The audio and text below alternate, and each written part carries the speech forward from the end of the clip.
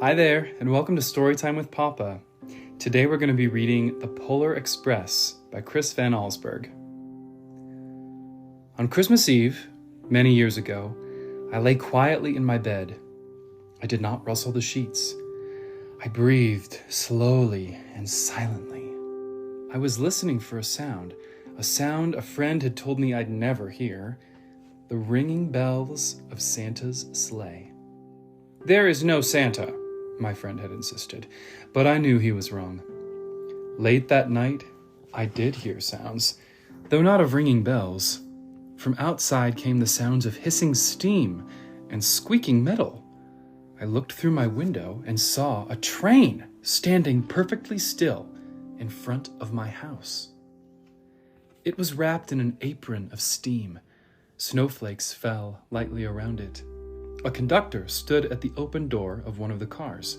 He took a large pocket watch from his vest, then looked up at my window. I put on my slippers and robe. I tiptoed downstairs and out the door. "All aboard!" the conductor cried out. I ran up to him. "Well," he said, "are you coming?" "Where?" I asked. "Why, to the North Pole, of course," was his answer. "This is the Polar Express." I took his outstretched hand, and he pulled me aboard. The train was filled with other children, all in their pajamas and nightgowns. We sang Christmas carols and ate candies with nougat centers as white as snow. We drank hot cocoa as thick and rich as melted chocolate bars. Outside, the lights of towns and villages flickered in the distance as the Polar Express raced northward. Soon there were no more lights to be seen. We traveled through cold, dark forests where lean wolves roamed and white-tailed rabbits hid from our train as it thundered through the quiet wilderness. We climbed mountains so high it seemed as if we would scrape the moon. But the Polar Express never slowed down.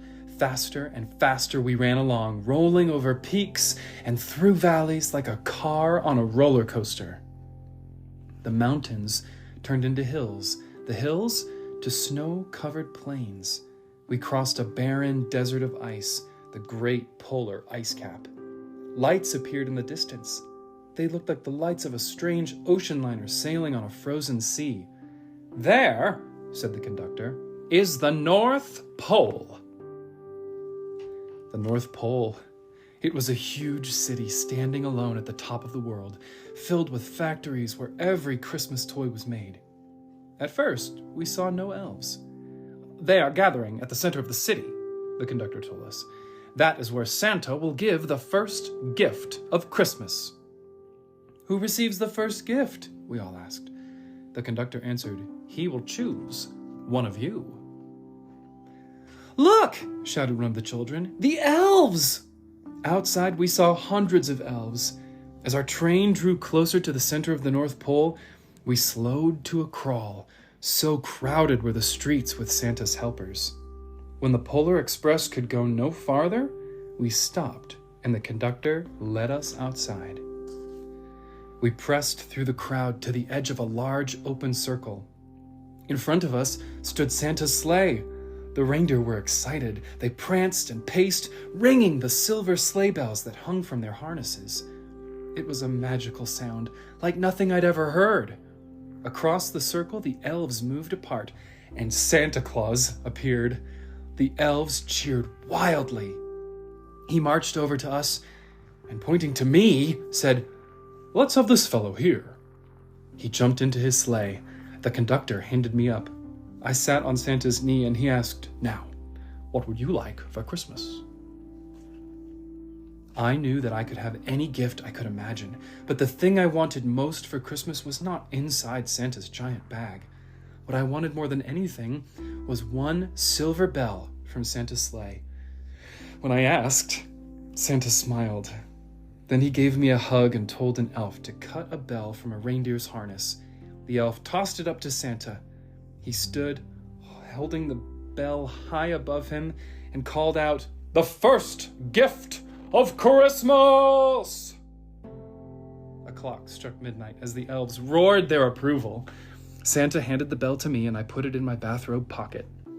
The conductor helped me down from the sleigh. Santa shouted out the reindeers' names and cracked his whip. His team charged forward and climbed into the air. Santa circled up once above us, then disappeared in the cold, dark polar sky.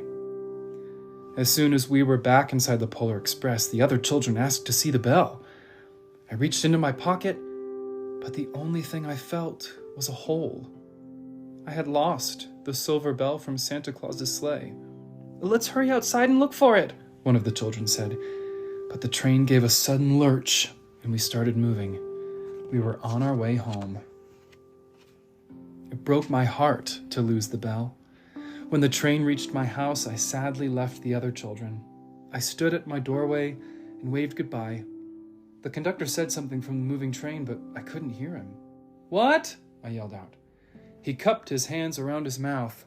"Merry Christmas!" he shouted. The Polar Express let out a loud blast from its whistle and sped away. On Christmas morning, my little sister Sarah and I opened our presents. When it looked as if everything had been unwrapped, Sarah found one last small box behind the tree. It had my name on it. Inside was the silver bell. There was a note. "Found this on the seat of my sleigh. Fix that hole in your pocket. Signed, Mr. C." I shook the bell. It made the most beautiful sound my sister and I had ever heard. But my mother said, "Oh, that's too bad." "Yes," said my father, "it's broken." When I'd shaken the bell, my parents had not heard the sound. At one time, most of my friends could hear the bell, but as years passed, it fell silent for all of them. Even Sarah found one Christmas that she could no longer hear its sweet sound. Though I've grown old, the bell still rings for me as it does for all who truly believe. The end.